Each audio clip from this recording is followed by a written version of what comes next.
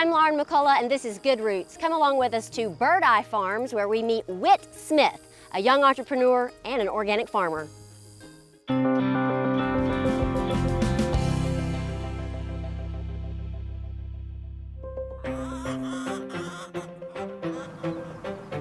Encouraging new and upcoming farmers can oftentimes be a challenge, but not here at Birdeye Farms, where Whit Smith is carving his own path in the industry.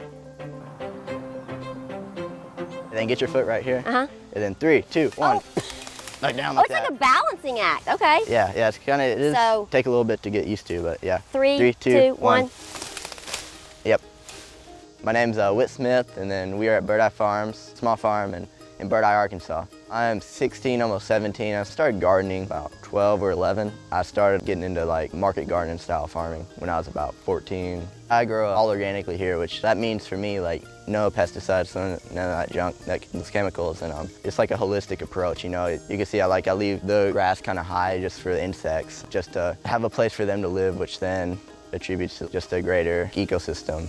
This is part of being organic. Explain that to me. Because you want to get as much organic matter into the soil, create as healthy of an environment in the soil as possible. So this is sorghum Sudan grass and sun hemp, which the sun hemp's a nitrogen fixer, so a specific type of bacteria that infects the roots, and it essentially works with the plant to take nitrogen out of the air and basically put it in the ground to a form that the plants can use. I do a lot of greens, like lettuce and arugula, mixed greens, cucumbers, summer tomatoes, radishes, carrots, all that good stuff. Honestly, he gets up earlier than anybody in the whole house. We've got 3 kids total. He cares so much, he loves what he does.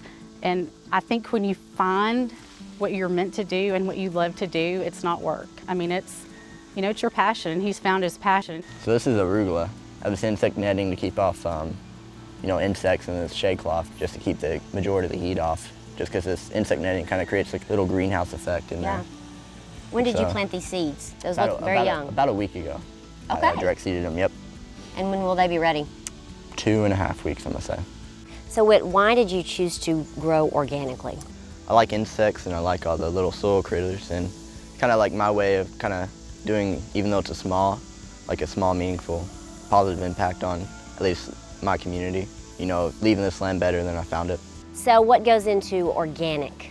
A lot of work, especially in Arkansas. We have a lot of insects. Like I use insect netting and organic pesticides like neem oil, stuff like that. Yeah, but it makes a big difference. It does make a big difference. Just a healthier plant, like actual healthier vegetable, just because the soil's healthier. Because you can think of the soil as almost like a mega city of sorts. Just all the different, like the protozoa and the bacteria, the archaea, and all that good stuff, just working in harmony. Each one's eating the other, and just keeping it in balance, just like a real ecosystem. And so, I'm leaving that in place, and all of that adds to like the nutrients that the plant's gonna get. Yeah. And so I want the best tasting and best quality produce. So as far as the business side, Whit has a bank account, he's got a charge card, and he invested back into the farm. He's got a fantastic website, it's birdeyefarm.com, and he's got an online store that you can actually go in and shop. I mainly just sell through like community supported agriculture, so it's essentially like a weekly veggie box, like whatever is fresh on the farm. I have a farm stand, which I sell through that too. If you had one thing to tell young farmers, or old farmers for that matter, what would you like to share with them? It's all in the soil. It's all in the soil. Yes. Okay. That's one thing. I love it. Yep. And it goes deeper than you may think. Yep, absolutely.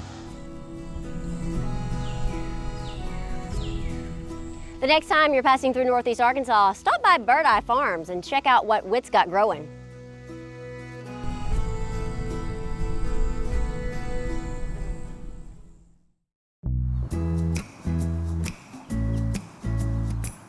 Look at these gorgeous zinnias I found here at the ASU Regional Farmers Market. I think that this one right here may be my favorite. It reminds me of a peach or peach sherbet.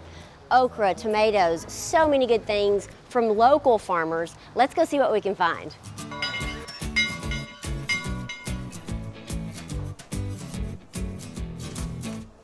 Tell us a little bit about your season and how things work around here.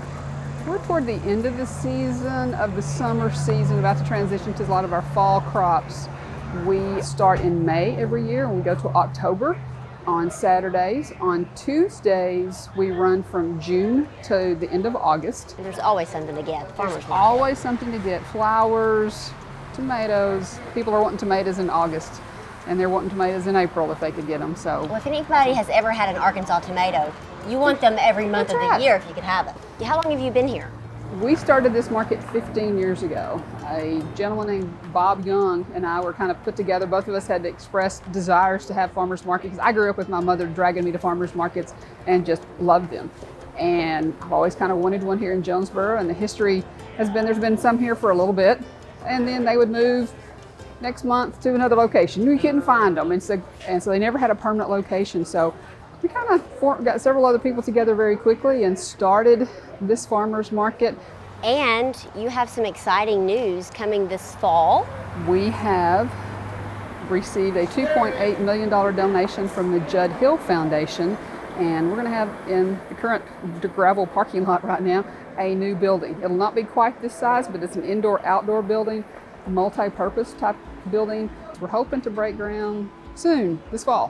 Where do some of your farmers come from? We say that you can be within the state of Arkansas as long as it is your property, you're growing it, or if you're within 100 miles of Jonesboro.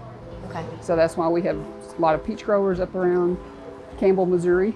They're within that area, so we get a lot of good peaches from down through there. That is gold. That's better than anything you go buy at It a is. store Oh, I and know. say, come see us. Yeah, fresh peaches. I mean, I can't wait till middle of the summers, so, that fresh peach that you just bite into and Yep. juice runs down your mouth. So, Yep. Best way to eat it. That's right.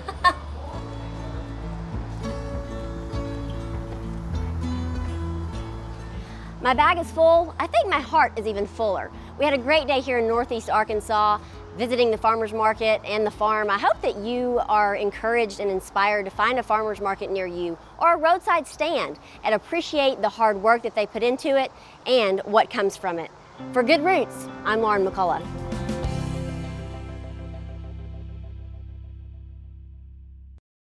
Major funding for Good Roots is provided by Arkansas Farm Bureau.